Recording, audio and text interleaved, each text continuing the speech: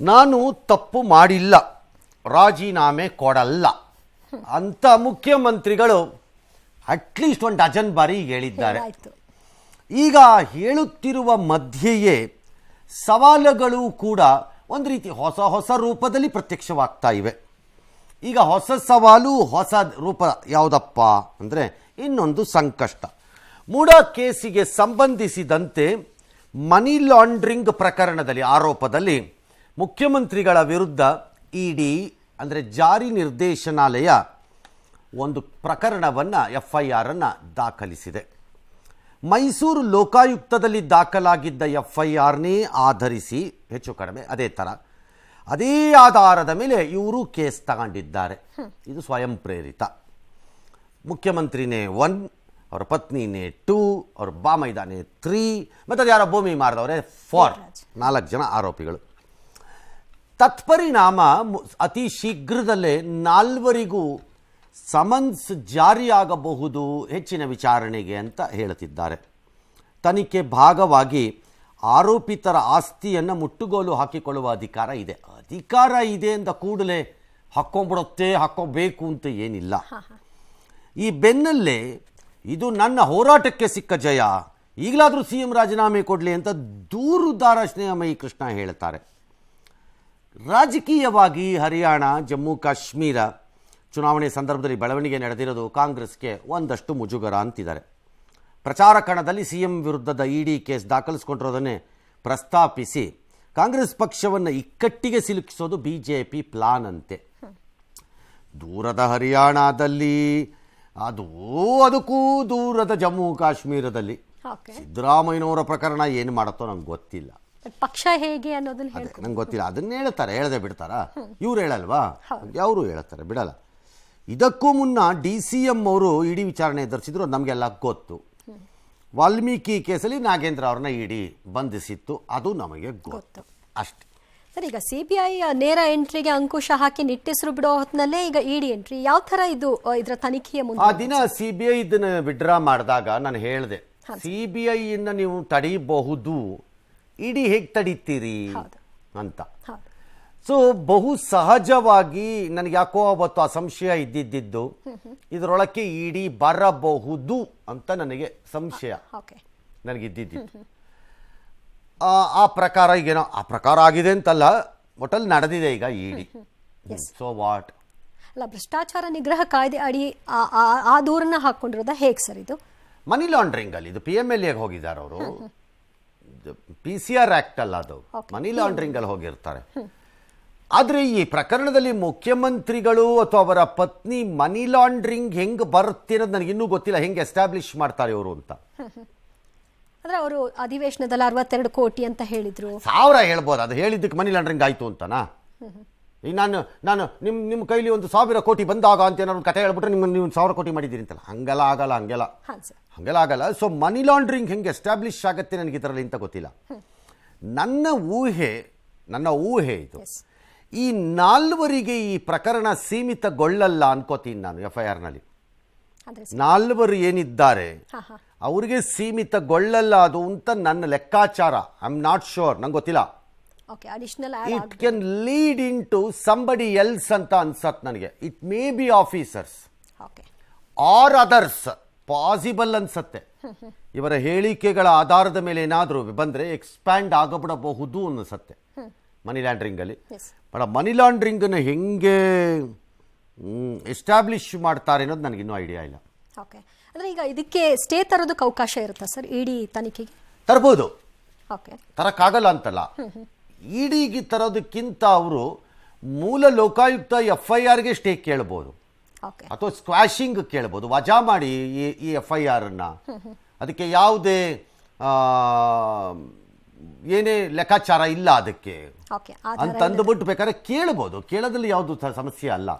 ಎರಡಿದೆ ಅಲ್ಲಿ ಕೇಳಕ್ಕೆ ಅವ್ರಿಗೆ. ಒಂದು FIRನೇ ಸ್ಕ್ವಾಶ್ ಮಾಡಿ ಅನ್ನೋದು, ಎರಡನೇದು ರಾಜ್ಯಪಾಲರು ಅಧಿಕಾರವನ್ನು ಏನು ಕೊಟ್ಟಿದ್ದಾರೆ ಈಗ ಪ್ರಾಸಿಕ್ಯೂಷನ್ಗೆ, ಮತ್ತೆ ಅದನ್ನು ಚಾಲೆಂಜ್ ಮಾಡೋದು.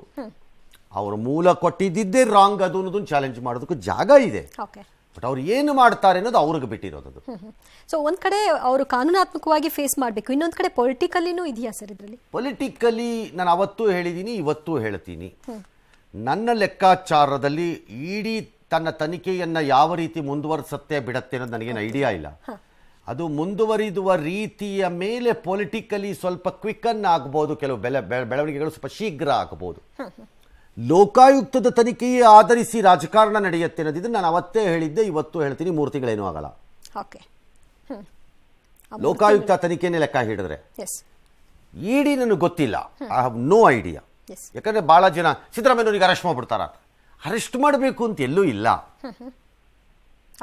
ಎಲ್ಲೂ ಇಲ್ಲ ಅರೆಸ್ಟ್ ಮಾಡಬೇಕು ಅಂತ, ಮಾಡಲೇಬೇಕು ಈ ಪ್ರಕರಣದಲ್ಲಿ ಅಂತ ಎಲ್ಲೂ ಇಲ್ಲ. ಯಾಕೆ ಅಂತಂದ್ರೆ ಅರೆಸ್ಟ್ ಮಾಡೋದ್ರಿಂದ ಯಾವುದಾದ್ರೂ ಪರ್ಪಸ್ಸು ಅಚೀವ್ ಆಗಬೇಕು. ಅದಕ್ಕೆ ಸಾಕ್ಷ್ಯ ನಾಶವನ್ನ ತಡೆಯುವುದು ಪ್ರಮುಖ ಉದ್ದೇಶ. ಅದರಲ್ಲಿ ಈ ಕೇಸಲ್ಲಿ ನಾನು ಮೊದಲಿಂದಾನು ಹೇಳ್ತಿದ್ದೀನಿ, ಸಾಕ್ಷ್ಯನಾಶ ಆಗಬಹುದಾದಂಥ ಸನ್ನಿವೇಶಗಳು ಇದರಲ್ಲಿ ಅಡಗದಂಗೆ ಇಲ್ಲ ನನಗಿನ್ನುವೆ.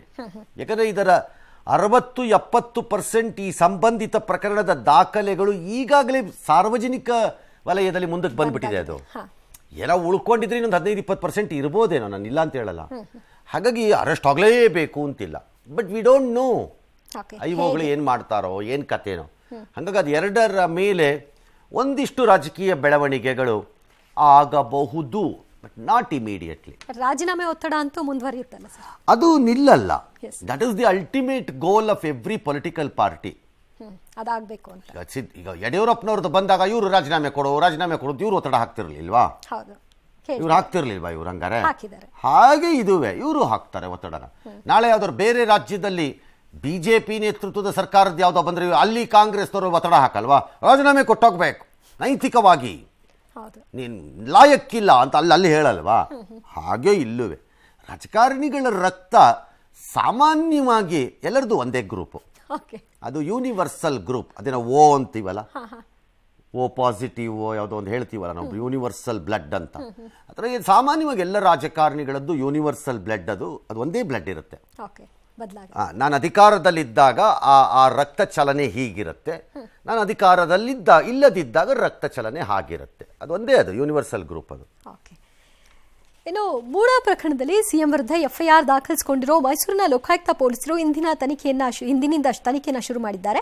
ದೂರುದಾರ ಸ್ನೇಹಮಯಿ ಕೃಷ್ಣಗೆ ಮೊದಲ ನೋಟಿಸ್ ಅನ್ನ ಕೊಟ್ಟಿದ್ದಾರೆ. ನಾಳೆ ಬೆಳಗ್ಗೆ 7:30ಕ್ಕೆ ವಿಚಾರಣೆಗೆ ಬರುವಂತೆ ಸೂಚನೆ ಕೊಡಲಾಗಿದೆ. ಮತ್ತೊಂದು ಕಡೆ ಪ್ರಕರಣ ಸಂಬಂಧ ಮೇಲ್ಮನವಿ ಸಲ್ಲಿಸಲು ಸಿಎಂ ಸಿದ್ದರಾಮಯ್ಯ ಸಿದ್ಧತೆಯನ್ನ ನಡೆಸಿದ್ದಾರೆ. ನನ್ನ ರಾಜಕೀಯ ಬದುಕಿನಲ್ಲಿ ನಯಾ ಪೈಸೆ ಭ್ರಷ್ಟ ಹಣಕ್ಕಾಗಿ ಕೈಚಾಚಿಲ್ಲ, ಆತ್ಮಸಾಕ್ಷಿಯಾಗಿ ನಾನು ಸರಿಯಾಗಿ ಇದ್ದೀನಿ, ಹೀಗಾಗಿ ನಾನು ಹೆದರುವ ಪ್ರಶ್ನೆ ಇಲ್ಲ. ಹೆಚ್ಚಂದ್ರೆ ರಾಜಕೀಯವಾಗಿ 1-2 ತಿಂಗಳು ನನಗೆ ತೊಂದರೆ ಆಗಬಹುದು, ಆದರೆ ಕಾನೂನಾತ್ಮಕ ಗೆದ್ದೇ ಗೆಲ್ತೀನಿ ಅಂತ ಸಿಎಂ ಟ್ವೀಟ್ ಮಾಡಿದ್ದಾರೆ. ಈ ಮಧ್ಯೆ ಪಕ್ಷದಲ್ಲಿ ಸಿಎಂ ಸ್ಥಾನಕ್ಕೆ ನಡೆದಿರುವಂತಹ ಪೈಪೋಟಿ ಬಗ್ಗೆ ಸಿಎಂ ಆಪ್ತರು ಮತ್ತೊಮ್ಮೆ ಅಸಮಾಧಾನವನ್ನು ಹೊರಹಾಕಿದ್ದಾರೆ. ಸಿಎಂ ಸ್ಥಾನದ ಮೇಲೆ ಕಣ್ಣಿಟ್ಟಿರುವವರಿಗೆ ಸಿದ್ದರಾಮಯ್ಯ ಪಡಂಬೂತ ರೀತಿ ಕಾಡ್ತಾ ಇದ್ದಾರೆ ಅಂತ ಮಹದೇವಪ್ಪ ಅವರ ಹೇಳಿಕೆ. ನಮ್ಮ ಪಕ್ಷದಲ್ಲೂ ಷಡ್ಯಂತ್ರಗಳು ನಡೀತಿದೆ ಅಂತ ಸಚಿವ ರಾಜಣ್ಣ ಹೇಳಿದ್ದಾರೆ. ಆಸೆಗಣ್ಣಿನಿಂದ ನೋಡ್ತಾ ಇದ್ದಾರೆ, ಅವರಿಗೆ ಸಿದ್ದರಾಮಯ್ಯ ಪಡಂಬೂತವಾಗಿ ಕೂತ್ಬಿಟ್ಟಿದ್ದಾರೆ. ಸದ್ಯಕ್ಕೆ ಆ ಜಾಗ ಖಾಲಿ ಇಲ್ಲ. ನನಗೆ ಗೊತ್ತಿದ್ದಾಗೆ ನಮ್ಮ ಪಕ್ಷದವರು ಖಾಲಿ ಆಗುತ್ತೆ ಅಂತ ಯಾರು ಅನ್ನೋದಿಲ್ಲ. ನಮ್ಮ ಪಕ್ಷದಲ್ಲೂ ಷಡ್ಯಂತ್ರಗಳು ನಡೀತಾ ಇರ್ತವೆ ಅನ್ನೋದನ್ನು ನಾವು ತಳ್ಳಕ್ಕಾಗೋದಿಲ್ಲ. ಅವ್ರ ಪಕ್ಷದಲ್ಲಿ ಷಡ್ಯಂತ್ರ ನಡೆಯೋದಿಲ್ಲ ಅಂತಲೂ ಕೂಡ ಅವರು ಹೇಳಕ್ಕಾಗೋದಿಲ್ಲ. ಅದರಿಂದ ಎಲ್ಲ ಕಡೆ ರಾಜಕಾರಣದಲ್ಲಿ ಇವೆಲ್ಲ ಇದ್ದಂಥದ್ದೇ. ಅಲ್ಲಪ್ಪ, ಪುರಾಣಗಳಲ್ಲಿ ನಂತರದ ಚರಿತ್ರೆಯಲ್ಲಿ, ಚಾರಿತ್ರಿಕವಾದಂತಹ ಹಿಸ್ಟ್ರಿನಲ್ಲಿ ತಂದೆಯ ವಿರುದ್ಧ ಮಗ, ಮಗನ ವಿರುದ್ಧ ತಂದೆ, ತಾಯಿ ಮಗ, ಮಗ ತಾಯಿ, ಗಂಡ ಹೆಂಡತಿ, ಈ ಥರದ ಪಿತೂರಿಗಳೇ ಇರುವಾಗ ಪ್ರಪಂಚದ ಚರಿತ್ರೆಯ ಪುಸ್ತಕಗಳನ್ನು ತಿರುಗಿಸಿದ್ರೆ ನಾನು ಹೇಳ್ತಿರೋದು ಇದ್ದಾಗ ಈ ಯಾವ ಆರ್ಡಿನರಿ ಮಾರ್ಟಲ್ಗಳು ಇವರೆಲ್ಲ ಅದು ಜಾತ ಪಿತೂರಿ ಇದ್ದೇ ಇರುತ್ತೆ. ಅದರಲ್ಲೂ ರಾಜಕಾರಣದಲ್ಲಿ ಯಾಕೆ ರಾಜಕಾರಣ ಎಂದರೆ ಒಬ್ಬನ್ನು ತುಳಿದಾಗ ಉದ್ಭವವಾಗುವ ಜಾಗಕ್ಕೆ ನಾನು ಕಾಲಿಡಬೇಕು. ಎಲ್ಲರೂ ಬಲಿ ಚಕ್ರವರ್ತಿಗಳೇ, ವಾಮನ ಇದೆ, ಯಾರು ತ್ಯಾಗ ಮಾಡೋದಕ್ಕೆ ಸಿದ್ಧ ಇರಲ್ಲ ಇದರಲ್ಲಿ, ಯಾರು ಇಲ್ಲ. ವೀರೇಂದ್ರ ಪಾಟೀಲರ ವಿರುದ್ಧ ಯಾವುದೇ ಪಿತೂರಿ ಇರಲಿಲ್ಲ ಅಂತ ಯಾರು ಹೇಳಕ್ಕಾಗತ್ತಾ? ಹೇಳಿದ್ರು ಒಪ್ಕೊಳಕ್ಕಾಗಲ್ಲ. ಯಾಕೆ ಒಪ್ಪಲ್ಲ? ಇಲ್ಲ ಅಂತಂದ್ಬಿಟ್ರೆ ಕೇಳೋನು ಯಾವನಿಲ್ಲಿ ಬಾಯಲ್ಲಿ ಹೇಳ್ತೀನಿ, ನಾನು ಅಂತೀನಿ ಕೂರಿಸ್ಕೊಂಡು. ಬಂಗಾರಪ್ಪನವ್ರನ್ನ ತೆಗಿಬೇಕು ಅಂದಾಗ ಯಾವುದೇ ಪಿತೂರಿ ಇರಲಿಲ್ಲ ಅಂತ ಅಟ್ಲೀಸ್ಟ್ ಮಧು ಬಂಗಾರಪ್ಪನಾದ್ರೂ ಹೇಳ್ಬೋದಾ? ಎಸ್, ಅವ್ರಿಗಾದ್ರೂ ಅರಿವಿರ್ಬೇಕಲ್ಲ. ಹೌದು, ಐ ಹೋಪ್ ಸೊ. ಗೊತ್ತಿಲ್ಲ, ಅವ್ರಿಗೆ ಮರ್ತೋಗಿದ್ರು ಗೊತ್ತಿಲ್ಲ, ಇರಬೇಕಲ್ಲ. ನಿಜ. ಅದೇ ರೀತಿ ಯಡಿಯೂರಪ್ಪವ್ರನ್ನ ಇಳಿಸ್ದಾಗ್ಲೂ ಹೌದು, ನಂತರ ಸದಾನಂದ ಗೌಡ್ರನ್ನ ಇಳಿಸ್ದಾಗ್ಲೂ ಹೌದು. ಸದಾನಂದ ಗೌಡ್ರನ್ನ ತೆಗೆದಾಗ ಬಿಜೆಪಿನಲ್ಲಿ ಕಾರಣ ಏನು ಅನ್ನೋದು ಸದಾನಂದ ಗೌಡ್ರಿಗೆ ಗೊತ್ತಿರಲಿಲ್ಲ, ಅವ್ರಿಗೆ ಗೊತ್ತಿರಲಿಲ್ಲ. ನಾನು ಏನು ಕಾರಣಕ್ಕೆ ತೆಗೆದ್ರು ನನ್ನನ್ನ ಅಂತ ಸ್ಪೆಸಿಫಿಕ್ ಆಗಿ ಜನಕ್ಕೆ ಗೊತ್ತಾಗೋ ಥರ ಒಳೊಳಗಡೆ ಏನೋ ಇರಬೇಕು ಪಿತೂರಿ. ಹಾಗಾಗಿ ದೇರ್ ಈಸ್ ಪಿತೂರಿ ಪತೂರಿ ಇರಲ್ಲ ಅನ್ನೋದನ್ನ ನಾವು ಯಾರು ಹೇಳಕ್ ಬರಲ್ಲ. ಮುಖ್ಯಮಂತ್ರಿಗಳು ನಾನು ಭ್ರಷ್ಟಕ್ಕೆ ಹಣಕ್ಕೋಸ್ಕರ ಕೈ ಚಾಚಿಲ್ಲ, ನಾನು ಇದರಿಂದ ಹೊರಗೆ ಬರ್ತೀನಿ, that's a stand he has taken, that's okay. But that stand now will have to be validated by the court of law ಅಥವಾ ಕಾನೂನಿನ ಪ್ರಾಸೆಸ್ ಅಲ್ಲೋ ಒಂದ್ರಲ್ಲಿ ಆಗಬೇಕು. ಬಟ್ ಈ ಅರ್ಜಿ ದೂರುದಾರನಿಗೆ ಲೋಕಾಯುಕ್ತದವ್ರು 7:30 ಬೆಳಿಗ್ಗೆ ಬಾ ಅಂತ ಕೊಟ್ಟರೆ ನನಗೆ ಭಾಳ ಆಶ್ಚರ್ಯ. ಅಷ್ಟು ಬೇಗ ಯಾಕೆ? ಓ ಯಾರ್ರೀ ಅದು? ಇನ್ವೆಸ್ಟಿಗೇಷನ್ ಆಫೀಸರು ಮಲ್ಕತ್ತಾರ ಮಲ್ಕೊಳ್ಳಲ್ವಾ ಅವರು? ಫುಲ್ 24/7 ಅದೇನಿದೆ 7:30 ಬೆಳಿಗ್ಗೆ ಮುಹೂರ್ತ ಚೆನ್ನಾಗಿ ಏನಪ್ಪ ಟೈಮು? ಅದೇನು ಶಾಸ್ತ್ರ ಇದೆಯೋ ಹೆಂಗೆ? ಭಾಳ ಆಶ್ಚರ್ಯ ಅದು ನನಗೆ. ಟೈಮಿಂಗ್ ಈಸ್ ಆಶ್ಚರ್ಯ, ಕರೆಯೋದಕ್ಕಲ್ಲ, timing. All right. C M ಸ್ಥಾನದ ಮೇಲೆ ಕಣ್ಣಿಟ್ಟವ್ರಿಗೆ ಸಿದ್ದರಾಮಯ್ಯ ಪೆಡಂಭೂತ ಅಂತ ಮಾದೇವಪ್ಪ ಹೇಳ್ತಾರಲ್ಲ, ಹೌದು ಸರ್, ಎಲ್ಲರಿಗೂ ಇರೋದೆ. ಒಂದು ಕಡೆ ಮುಖ್ಯಮಂತ್ರಿಗಳು ಈ ಮುಡಾ ಕೇಸಲ್ಲಿ ಸಿಕ್ಕಾಕೊಂಡಿದ್ರೆ ಅಂತ ನಾವು ಅನ್ಕೊಂಡಿದ್ರೆ ಅವ್ರ ಪ್ರಕಾರ ಇಲ್ಲ, ಅಬ್ಬಬ್ಬ ಅಂದರೆ 2 ತಿಂಗಳು ನನಗೆ ಕಾಟ ಕೊಡ್ಬೋದು ಅಂತ ಅವ್ರು ಅಂದಿದ್ದಾರೆ ರಾಜಕೀಯವಾಗಿ. ಅಷ್ಟೇ ತಾನೇ? ಸರಿ. ಇನ್ನೊಂದು ಕಡೆ ಈ ಬಾಂಡ್ಗಳ ವ್ಯವಹಾರದಲ್ಲಿ ಬಿಜೆಪಿ ನಾಯಕರ ಮೇಲೆ ಇವರು FIR ಮಾಡಿದ್ರು ಸ್ಥಳೀಯ ನ್ಯಾಯಾಲಯ ಕೊಟ್ಟ ಆದೇಶದ ಮೇಲೆ. ಬಟ್ ಅದಕ್ಕೆ ಈಗ ಹೈಕೋರ್ಟು ರಿಲೀಫ್ ಕೊಟ್ಟಿದೆ. ಬೆಂಗಳೂರಿನ ತಿಲಕ್ನಗರ ಪೊಲೀಸ್ ಠಾಣೆಯಲ್ಲಿ ಕೇಂದ್ರ ಹಣಕಾಸು ಮಂತ್ರಿ ನಿರ್ಮಲಾ ಸೀತಾರಾಮನ್, ಬಿಜೆಪಿ ರಾಜ್ಯಾಧ್ಯಕ್ಷ ವಿಜಯೇಂದ್ರ ಕಟೀಲು, ಆಮೇಲೆ ಅದು ಯಾರೋ ನಡ್ಡಾ, ರಾಷ್ಟ್ರೀಯ ಪದಾಧಿಕಾರಿಗಳು, ರಾಜ್ಯ ಪದಾಧಿಕಾರಿಗಳು, ED ಅಧಿಕಾರಿಗಳು, ಇಟ್ ಇಸ್ ಎ ಆಮ್ನಿಬಸ್ ಕಂಪ್ಲೇಂಟ್ ಇದ್ದಂಗಿದೆ. ಅದು ಒಳ್ಳೆ ಅಂದರೆ ಯಾರ್ಯಾರನ್ನೂ ಸೇರಿಸ್ಬಿಟ್ಟಿದ್ದಾರೆ, ಅದಕ್ಕೆ ಸ್ಪೆಸಿಫಿಕ್ಸ್ ಇಲ್ಲ. ಯಾವುದೋ 2-3 ಹೆಸರು ಬಿಟ್ಬಿಟ್ರೆ ಅದಕ್ಕೆ ಇರಲಿಲ್ಲ. ಬಟ್ ಏನೋ ಅವ್ರು ಕೊಟ್ಟರು, ಕೋರ್ಟ್ ಆದೇಶ ಕೊಟ್ಟಾಯಿತು. ಸರಿ, ಈಗ ಅದಕ್ಕೆ ಹೈಕೋರ್ಟ್ಗೆ ಹೋಗಿದ್ರು ಇವತ್ತು ಕಟೀಲು ಮತ್ತು BJPಯ ಕಾನೂನು ಘಟಕ ಎಲ್ಲರೂ ಹೈಕೋರ್ಟ್ಗೆ ಹೋಗಿದ್ರು. ನ್ಯಾಯಮೂರ್ತಿಗಳಾದ ನಾಗಪ್ರಸನ್ನ ಅವರು ಅದನ್ನು ವಿಚಾರಣೆಗೆ ಒಳಪಡಿಸಿದ್ರು. ಸೆಕ್ಷನ್ ಅಲ್ಲಿರೋದು ಏನು? ಅಕ್ರಮ ಬಾಂಡಲ್ಲಿ ಸುಲಿಗೆ ಆಗಿದೆ, ಯಾರನ್ನೋ ಬೆದರಿಸಿ ಹೆದರಿಸಿ ಬ್ಲ್ಯಾಕ್ ಮೇಲ್ ಮಾಡಿ ಆ ಥರ ಸುಲಿಗೆ ಆಗಿಬಿಟ್ಟಿದೆ ಅಂತ ಅವ್ರದ್ದು ಆರೋಪ. ಅದಕ್ಕೆ ಅಲ್ಲಿ ಕೋರ್ಟಲ್ಲಿ ಬಂದ ಒಂದು ಅಬ್ಸರ್ವೇಷನ್, ನಾಟ್ ಜಡ್ಜ್ಮೆಂಟ್. ಅದು ಮಾನ್ಯ ನ್ಯಾಯಮೂರ್ತಿಗಳವ್ರು ಜಡ್ಜ್ಮೆಂಟ್ ರೂಪದಲ್ಲಿ ಅದನ್ನು ಹೇಳಲಿಲ್ಲ, ಅಬ್ಸರ್ವೇಷನ್ ಅಲ್ಲಿ ಬೆದರಿಕೆ ಹಾಕಿರಬೇಕು ಅಂದರೆ ನೊಂದ ವ್ಯಕ್ತಿ ದೂರನ್ನು ದಾಖಲಿಸಬೇಕು.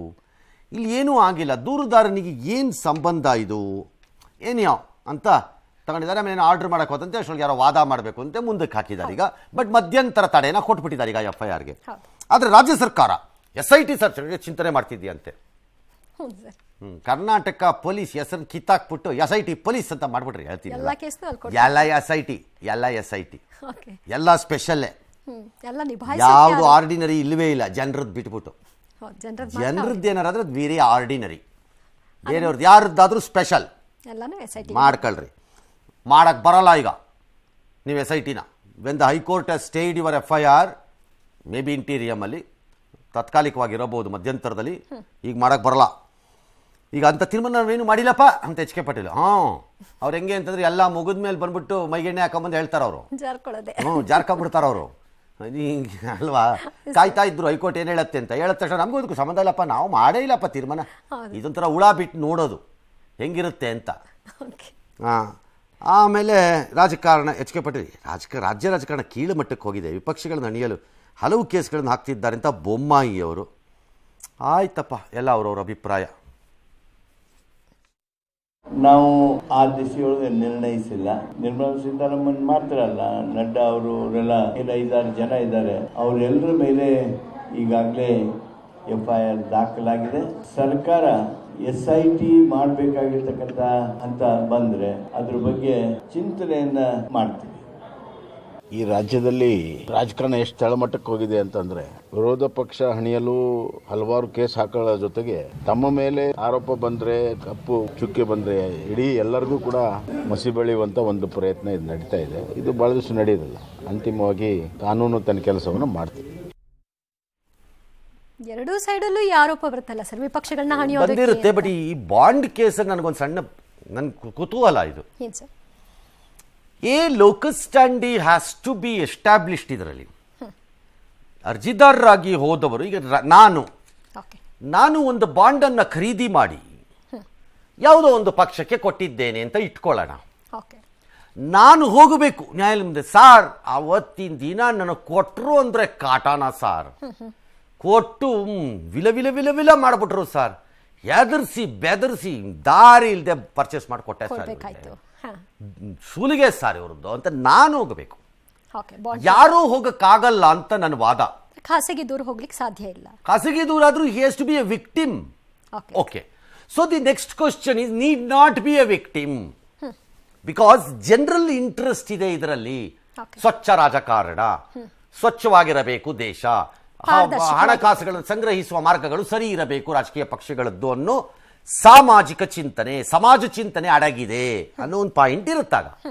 ಬಟ್ ಆ ಪಾಯಿಂಟ್ಗೆ ಬಂದಾಗ ನನಗೊಂದು ಆಶ್ಚರ್ಯ ಕಾಡೋದು, ಈ ಬಾಂಡ್ಗಳು 8,000 ಕೋಟಿನೋ ಏನೋ ಬಿಜೆಪಿ ತಗೊಂಡಿದೆಯಾ, 100 ಕೋಟಿನೋ 600 ಕೋಟಿನೋ ಕಾಂಗ್ರೆಸ್ಗೂ ಬಂದಿದೆ, 600 ಕೋಟಿನೋ 800 ಕೋಟಿನೋ TMC ಮಮತಾಗೂ ಹೋಗಿದೆ, 100 ಕೋಟಿನೋ 76 ಕೋಟಿನೋ JDSಗೂ ಬಂದಿದೆ, TRSಗೂ ಬಂದಿದೆ, ಎಲ್ಲರಿಗೂ ಬಂದಿದೆ. ಯಾರು ಬೇಡ ಅಂದವರಿಲ್ಲ ಇಲ್ಲಿ. ಬೇಡ ಗಿಡದ ಪ್ರಶ್ನೆ ಬೇಡ, ಬಂದಿದೆ. ಈ ಬಿಜೆಪಿಗೆ ಬಂದಿರೋ 8,000 ಕೋಟಿ ಮಾತ್ರ ಸುಲಿಗೆ ಅನ್ನೋದಿದ್ರೆ ಉಳಿದವರದ್ದೆಲ್ಲ ಸತ್ಯ ಮಾರ್ಗವೋ, ಇವ್ರದ್ದು ಮಾತ್ರ ಸುಲಿಗೆ ಮಾತ್ರ ಅಂತ ಹೇಳಲಿಕ್ಕೆ ಸಾಧ್ಯವೋ ಅನ್ನೋ ನನ್ನ ಪ್ರಶ್ನೆ. ನಡ್ಡಾ ಅಕ್ಯೂಸ್ಡ್ ಆಗೋದಾದ್ರೆ ಆಗ ಕಾಂಗ್ರೆಸ್ ಅಧ್ಯಕ್ಷೆ ಆಗಿದ್ದ ಯಾರೋ ಸೋನಿಯಾ ಗಾಂಧಿನೋ ಅಥವಾ ಖರ್ಗೆ ಅವರೋ ಇವಾಗ, ಅಥವಾ ಇನ್ಯಾರೋ ಮತ್ತೊಬ್ಬರೋ, ಅವತ್ತಿದ್ದ ಯಾರೋ ಮುಖ್ಯಮಂತ್ರಿಗಳು ಅಲ್ಲಿ ಆಯಾ ರಾಜ್ಯಗಳಲ್ಲಿ, ಅವರು ಎಲ್ಲ ಸುಲಿಗೆ ಕೋರ್ರಾಗ್ತಾರಾ? ಅವರು ಜವಾಬ್ದಾರ ಆಗ್ಬೇಕಲ್ಲ. It's a very strange case ಇದ್ದಂಗಿದೆ. I have no idea ultimately court ಯಾವ ತೀರ್ಮಾನಕ್ಕೆ ಬರುತ್ತೋ ಏನೋ ಗೊತ್ತಿಲ್ಲ. ಇನ್ನು ಲೋಕಾಯುಕ್ತ ಎಡಿಜಿಪಿ ಚಂದ್ರಶೇಖರ್ ವಿರುದ್ಧ ಜೆಡಿಎಸ್ ಸಮರ ಸಾರಿದೆ. ಕೇಂದ್ರ ಸಚಿವ ಕುಮಾರಸ್ವಾಮಿ ವಿರುದ್ಧ ಕೆಟ್ಟ ಪದವನ್ನು ಬಳಸಿದ್ದಾರೆ ಅಂತ ಆರೋಪಿಸಿರುವ ಜೆಡಿಎಸ್ ನಿಯೋಗ ಅವರ ವಿರುದ್ಧ ಕ್ರಮಕ್ಕೆ ಕೋರಿ ಸರ್ಕಾರದ ಮುಖ್ಯ ಕಾರ್ಯದರ್ಶಿಗೆ ದೂರನ್ನ ಕೊಟ್ಟಿದ್ದಾರೆ. ಸೇವೆಯಿಂದಲೇ ಚಂದ್ರಶೇಖರ್ ವಜಾ ಮಾಡಬೇಕು ಅಂತ ಒತ್ತಾಯಿಸಿದ್ದಾರೆ. ರಾಜ್ಯಪಾಲರು, ಸ್ಪೀಕರ್, ಕೇಂದ್ರ ಗೃಹ ಇಲಾಖೆಗೂ ಕೂಡ ದೂರನ್ನ ಕೊಡೋದಕ್ಕೆ ಮುಂದಾಗಿದ್ದಾರೆ. ಸರ್ಕಾರವೇ ಅಧಿಕಾರಿ ಕೈಯಿಂದ ಹೀಗೆಲ್ಲ ಹೇಳಿಸಿದೆ ಅಂತ ಜೆಡಿಎಸ್ ಮುಖಂಡರು ಆರೋಪ ಮಾಡಿದ್ದಾರೆ. ಚಂದ್ರಶೇಖರ್ ವಿರುದ್ಧ ಹರಿಹಾಯ್ದಿದ್ದಾರೆ. ಬಿಜೆಪಿ ಅಶೋಕ್ ಸಹ ಆಕ್ರೋಶವನ್ನು ಹೊರಹಾಕಿದ್ರು. ಆದರೆ ಅವರು ಜಾರ್ಜ್ ಬರ್ನಾರ್ಡ್ ಶಾ ಅವರ ಹೇಳಿಕೆಯನ್ನು ಉಲ್ಲೇಖಿಸಿ ಅಷ್ಟೇ ಹೇಳಿದ್ದಾರೆ. ಇದರಲ್ಲಿ ಕುಮಾರಸ್ವಾಮಿ ಬಗ್ಗೆ ಹೇಳಿದ್ದ ಅಂತ ಸಚಿವ ಪರಮೇಶ್ವರ್, ರಾಜಣ್ಣ, ನಿನ್ನೆ ಮುಖ್ಯಮಂತ್ರಿಗಳು HK ಪಾಟೀಲ್ ಎಲ್ಲರೂ ಕೂಡ ಹೇಳ್ತಾ ಇದ್ದಾರೆ. ಪದಗಳ ಯುದ್ಧ ಕರ್ನಾಟಕದ ರಾಜಕಾರಣಕ್ಕೆ ಆರೋಗ್ಯಕರ ಅಲ್ಲ ಅಂತ ಕೂಡ HK ಪಾಟೀಲ್ ಹೇಳಿದ್ದಾರೆ. ಅಲ್ಲದೆ ರಾಜಭವನದಲ್ಲಿ ತನಿಖೆ ಮಾಡಿದ್ರೆ ತಪ್ಪೇನು ಅನ್ನೋದು ಅವರ ಪ್ರಶ್ನೆ. ದುರ್ದೈವ ಎಲ್ಲಿವರೆಗೆ ಬಂತು? ಕುಮಾರಸ್ವಾಮಿ ಅವ್ರನ್ನ ಮಾತಾಡಕ್ಕೆ ನಿಮ್ ಕೈಲಾಗಲ್ವಾ? ನಿಮ್ ಲೀಡರ್ಗಳ ಕೈಲಾಗಲ್ಲ. ಸರ್ಕಾರಿ ಸಂಬಳ ಕೊಟ್ಟು ಕುಮಾರಣ್ಣನ ಬೈಯಕ್ಕೆ ನೌಕರರನ್ನ ನೇಮಕ ಮಾಡ್ಕೊಬಿಡಿ. ಅಯ್ಯೋ ಏನ್ ಕರ್ಮ ಬಂತ್ರಿ. CM ಅವ್ರಿಗೆ ಹೇಳಿ, ಅವ್ರನ್ನ ಅವ್ರ ಹತ್ರದ ಇದಕ್ಕೆ ಲೀಗಲ್ ಒಪಿನಿಯನ್ ಇಟ್ಕೊಳಕ್ ಹೇಳಿ, ಮಾರ್ಗದರ್ಶಕರಾಗಿ ಬಳಸಿದ್ದಾರೆ. ಯಾವ ಆಕ್ಟ್ ಅಡಿನಲ್ಲಿ ಐತೆ ಒಬ್ಬ ಸರ್ಕಾರಿ ನೌಕರ, ಒಬ್ಬ ಕೇಂದ್ರದ ಮಂತ್ರಿನ ಅಂತ ಸ್ವಾಭಿಮಾನ ಇದ್ರೆ ರಿಲೀಸ್ ಯೂನಿಫಾರ್ಮ್, ಪಾಲಿಟಿಕ್ಸ್ ಬನ್ನಿ, ರಾಜಕೀಯ ಮಾಡಿ. ಒಬ್ಬ ಕೇಂದ್ರದ ಸಚಿವರ ವಿರುದ್ಧ ಈ ರೀತಿ ಒಬ್ಬ ಪೊಲೀಸ್ ಅಧಿಕಾರಿ ಮಾತಾಡಿರೋವಂಥದ್ದು ಈ ಥರ ಕಾನೂನಲ್ಲಿ ಮಾತಾಡೋಕ್ಕೆ ಅವಕಾಶ ಇಲ್ಲ. ಈ ರೀತಿ ಅಧಿಕಾರಿ ಮೇಲೆ ಕೇಂದ್ರ ಸರ್ಕಾರನೂ ಕ್ರಮ ತೆಗೆದುಕೊಳ್ಬೇಕು, ರಾಜ್ಯ ಸರ್ಕಾರನೂ ಕ್ರಮ ತೆಗೆದುಕೊಳ್ಬೇಕು. ಪದಗಳ ಯುದ್ಧ ಏನು ನಡೆದಿದೆ, ಈ ಪದಗಳ ಯುದ್ಧ ಕರ್ನಾಟಕದ ರಾಜಕಾರಣಕ್ಕೆ ಆರೋಗ್ಯಕರ ಅಲ್ಲ. ಅಧಿಕಾರಿಯಿಂದ ಯಾವುದರ ಒಂದು ಪಕ್ಷಕ್ಕೆ ಈ ಹಂತಕ್ಕೆ ಹೋಗ್ಬೇಕಿತ್ತ ಸರ್? ಈ ಹಂತಕ್ಕೆ ಹೋಗಬೇಕು ಬಿಡಬೇಕು ಅನ್ನೋದನ್ನು ಹೇಳಕ್ಕೆ ನಾನು ಯಾರು? ಏನು ನಾನು ಇವ್ರಿಗೆಲ್ಲ ಊಟ ಹಾಕ್ತಿದ್ದೀನಾ? ನಮ್ಮ ಟ್ಯಾಕ್ಸ್ ಪೇಯರ್ ದುಡ್ಡು ನಿಮ್ಮ ಜೋಬಲ್ಲಿದೆ. 0.1 ಪೈಸಾನೋ ಎಷ್ಟೋ ಗೊತ್ತಿಲ್ಲ ನನಗೆ, ಅದು ಎಷ್ಟೋ ಇರುತ್ತೆ. But the fact of the matter ಇದು. ಈ ಪ್ರಕರಣದಲ್ಲಿ ಒಬ್ಬ ಅಧಿಕಾರಿ ತನ್ನ ಕೆಳ ಹಂತದ ಅಥವಾ ತನ್ನ ಸಹೋದ್ಯೋಗಿಗಳಿಗೆ ಹುರುಪನ್ನು ತುಂಬಲು ಮತ್ತು ನಿಷ್ಪಕ್ಷಪಾತವಾಗಿ ಕೆಲಸವನ್ನು ಮಾಡಲು, ಕಾನೂನು ಪ್ರಕಾರ ಮುಂದೆ ಸಾಗಲು, ಉತ್ಸಾಹವನ್ನು ತುಂಬಲು ಪತ್ರವನ್ನು ಬರೆದರೆ ತಪ್ಪಲ್ಲ. ರಿಪೀಟ್, ಹಿರಿಯ ಅಧಿಕಾರಿ ತನ್ನ ಕೆಳಗಿನ ಕಿರಿಯ ಅಧಿಕಾರಿಗಳಿಗೆ ಅಥವಾ ಸಬಾರ್ಡಿನೇಟ್ ಆಫೀಸರ್ಸ್ಗೆ ತಪ್ಪಲ್ಲ. ಬಟ್ ಆ ಕಾಗದದ ಉದ್ದೇಶ ಅಷ್ಟನ್ನೇ ಸಾಧಿಸಲು ಇರಬೇಕು. ಓಕೆ. ಈ ಪ್ರಕರಣದಲ್ಲಿ ಹಿಂದೆ ನಡೆದಿರುವ ಬೆಳವಣಿಗೆಗಳಿಗೆ ಸಹಜವಾಗಿ ಈ ಕಾಗದ ತಾಳೆ ಆಗೋಗ್ತಾ ಇದೆ. ಹೌದು. ತಾಳೆ ಆಗಲಿಕ್ಕೆ ಎರಡಲ್ಲಿ ಅಬ್ಜೆಕ್ಷನಬಲ್ ಆಗಿರುವಂಥದ್ದು, ಒಂದು ಜಾರ್ಜ್ ಬರ್ನಾರ್ಡ್ ಶಾದು ಕೋಟು, ಇನ್ನೊಂದು ಕೊನೆಗೆ ಸತ್ಯಮೇವ ಜಯತೆ ಅಂತಿರೋದು. ಹೌದು. ಸತ್ಯಮೇವ ಜಯತೆ ನನಗೆ ಅರ್ಥವಾಗಲಿಲ್ಲ. ಯಾರಿಗೆ ಸತ್ಯಮೇವ ಜಯತೆ? ಅದರಲ್ಲಿ ಕಿರಿಯ ಅಧಿಕಾರಿಗಳಿಗೆ ಯಾಕೆ ಸತ್ಯಮೇವ ಜಯತೆ ಬರಬೇಕು? ಅವ್ರು ಇರೋದೇ ಸತ್ಯದ ಪರವಾಗಿ ಕೆಲಸ ಮಾಡಲಿಕ್ಕೆ. ಹೌದು. ಅದು ಯಾಕೆ ಬಂತು ನಂಗೆ ಗೊತ್ತಿಲ್ಲ. ಎರಡನೇದು ಪತ್ರ ಬರೆಯೋದು ತಪ್ಪಲ್ಲ ನಾನು ಹೇಳ್ತಿರೋದು. ಎರಡನೇದು George Bernard Shah should have been simply avoided. Seriousness ನನ್ನ ಕಿರಿಯ ಅಧಿಕಾರಿಗಳಿಗೆ ಕಾಗದ ಬರೆಯೋದೇ ಉದ್ದೇಶ ಆದಾಗ ಬಳಸೋ ಅದನ್ನು ಅವಾಯ್ಡ್ ಮಾಡಬೇಕಿತ್ತು ಅವರು. ನನ್ನ ಪ್ರಕಾರದಲ್ಲಿ ಬರ್ನಾರ್ಡ್ ಶಾ ಅದನ್ನು ಡಿಫೆಂಡ್ ಮಾಡ್ಬೋದು ಇವತ್ತು, ಪರಮೇಶ್ವರ್ರೋ ಅಥವಾ ಇನ್ನೊಬ್ಬರು ಮತ್ತೊಬ್ಬರು ಮುಖ್ಯಮಂತ್ರಿಗಳು ಎಲ್ಲರೂ ಡಿಫೆಂಡ್ ಮಾಡ್ಬೋದು. It's not a good defence. ನಿಮ್ಗಳಿಗೆಲ್ಲ ಹೇಳ್ತೀನಿ, ಇನ್ನೊಬ್ಬನಿಗೆ ಆದಾಗ ಮಜಾ ನೋಡೋದು ಸುಲಭ. ನಾಳೆ ಮುಖ್ಯಮಂತ್ರಿಗಳ ವಿಚಾರದಲ್ಲಿ ಯಾರೋ ಒಬ್ಬ ಅಧಿಕಾರಿ ತನ್ನ ಕೆಳಹಂತದ ಅಧಿಕಾರಿಗಳಿಗೆ ಕಾಗದ ಬರೆಯುವ ರೀತಿ, ಓಕೆ. ಇದೇ ರೀತಿಯ ಇನ್ನೊಂದು ಆರ್ನಾಲ್ಡ್ ಶಾದ್ ಯಾವುದೋ ಒಂದನ್ನು ಹಾಕಿಬಿಟ್ಟು ಒಂದು ಬರೆದ್ರೆ ಇನ್ಫರೆನ್ಸ್ ಕೊಡೋ ಥರ ನಿಮಗೇನು ಅನ್ನಿಸ್ಬೋದು? ನೇರವಾಗಿ ಹೇಳಿದ್ದಲ್ಲ. ನಿಮಗೇನು ಅನ್ನಿಸ್ಬೋದು? ನಿಮ್ಗೆ ಹೇಳಿಲ್ವಲ್ಲ. ಹೌದು. ಅಥವಾ ಫಾರ್ ಎಕ್ಸಾಂಪಲ್ ಯಾವುದೋ ಒಂದು ಮೀಡಿಯಾ ಅಂತ ಇಟ್ಕೊಳ್ಳೋಣ. ಮೀಡಿಯಾನಲ್ಲಿ ಈ ಥರ ಬರ್ನಾರ್ಡ್ ಶಾದ್ ಯಾವುದೋ ಒಂದು ಕೋಟ್ ಮಾಡಿಬಿಟ್ಟು ಒಂದು ಸ್ಟೋರಿ ಮಾಡಿಬಿಟ್ಟು ಹಾಕಿದ್ರೆ ನಿಮಗೆ ಏನು ಅನ್ನಿಸ್ಬೇಕು? ಆ ಇನ್ಫರೆನ್ಸ್ ಇದು. Just ಹೌದು. ಹಾಗಾಗಿ the officer could have avoided that ಅನ್ನೋದು ನನ್ನ ಪ್ರಕಾರ ಶುಡ್ ಹ್ಯಾವ್. ಮತ್ತು ಈ ಪ್ರಶ್ನೆ ಅಧಿಕಾರಿಗೆ ಬರೆಯಲು ಈ ರೀತಿ ಹಕ್ಕು ಇದೆಯೋ ಇಲ್ಲವೋ, ಓಕೆ. ಈ ಪ್ರಶ್ನೆ ಇವಾಗ ಹೇಳ್ತಿದ್ದಾರೆ ಇವರೆಲ್ಲ. ಸರ್ಕಾರಿ ನೌಕರರಿಗೆ ಅಧಿಕಾರದಲ್ಲಿ ಯಾವ ಅಧಿಕಾರದಲ್ಲಿದೆ ಡ್ಯಾಶು.